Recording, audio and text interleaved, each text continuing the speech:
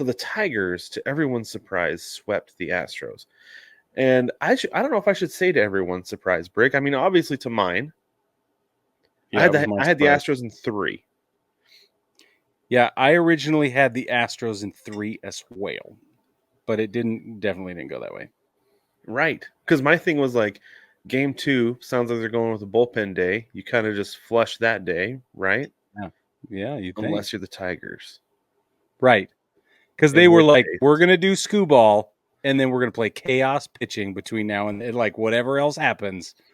And I thought, okay, we'll see what that turns into. Well, it turned into a victory dance. it really did. So game 1, the Tigers won 3-1. They did all their scoring in 1 inning off of, I think it was back-to-back singles. Just racked him right up against Framber Valdez. Tarek Skubal, like you said, he came out and he showed up and he dominated. Pitched 6 strong innings, gave up 4 hits, 6 strikeouts, and a walk against a team that does not strike out very often. Correct. And Jason and I talked on the big show this week about how a lot of times it feels like the Astros are super efficient. Once they get on base, they're going to bring them around, and they just couldn't. Yeah. I think they got a home run was all. A solo home run in that game was all, and that was the end of it. So, well, it's the end of a lot of things. It is. But so this is the thing that I thought was interesting was Detroit kind of stuck to the formula with how to get to Framber Valdez. They got to him early. He only lasted 4 1/3, gave up 3 runs, 7 hits, 3 strikeouts, 2 walks. All 3 of those runs were scored in the second inning. Yep. You have to keep keep pitch count up. Get that pitch count up, get him uncomfortable early, and that's how you get to him. Because if he gets in the groove early on, you are done. You're not doing anything against Valdez. So 100%. They went out there hacking, and they got it done. So they took game 1, and then game 2 was wild and crazy. The Tigers won this one 5-2, but I don't feel like it was that close. Or I feel like it was much closer than that. It felt way closer than that. That does not feel like an accurate representation.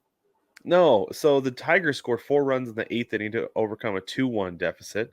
Andy Ibanez comes in as a pinch hitter for Zach McKinstry, which I was actually surprised that was a thing that happened with the bases loaded. Sure. Yeah, right. And he rips a bases loaded. I think they gave him a double, and then he advanced to third on the throw home. Yeah. But either way, he cleared the bases, and it was enough to get the job done. And this was a really interesting thing. It was the Presley-Hader combo in game 2. Gave up 5 hits, 3 walks, 4 runs, only struck out 2. Presley was given the blown save and loss. Whoa. So it was supposed to be there. They're supposed to be shortening games to 8 innings to 7 innings with those two, and they did a good job for most of the season, except for when it came down to it. So, Brig, what are some of your thoughts and takeaways from this series, do you think, from both teams, really? Well, I thought that the Astros just got fundamentally beaten. I think that the Tigers played small ball, did it better than the Astros did. They moved the needle over and over and over. It was a relentless push of fundamentals, and it won out. It's as simple as that. The defense was aggressive. They played hard. There were a number of plays in the outfield that I thought, no way he's going to get that, or there's no way. And then he reached out and grabbed it, and it was all over. The Meadows did it a few times. It was all over the place.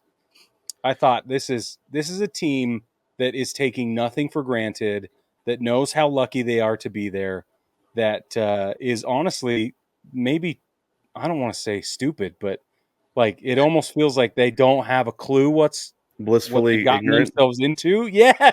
And they're like, woohoo! And that's carrying them, and it's working. I don't know. Yeah. Well, it's like we talk about all the time, well, they don't have a whole lot of playoff experience. Like, no, they don't. But is it almost better to not, so then you don't really know what you're getting into? At right? this point, it's the kind of story a of the two-edged Tiger. sword. Yeah. I think that's where they're winning on this one. Mm-hmm. Yeah, I agree. I liked it a lot. Parker Meadows is something else, by the way. Because I feel like part of their turnaround came after he came off the IL. And he's been a revelation. He's been outstanding. He covers a ton of ground out there in center field. He's a great hitter. I am becoming a Parker Meadows fan. Me too. So, well, Torkelson was no slouch, especially in game 2. I feel like defensively, and offensively, but defensively, he's a Defensively, to watch. I think he saved a lot of runs. He made some really great Yeah. plays over at first base.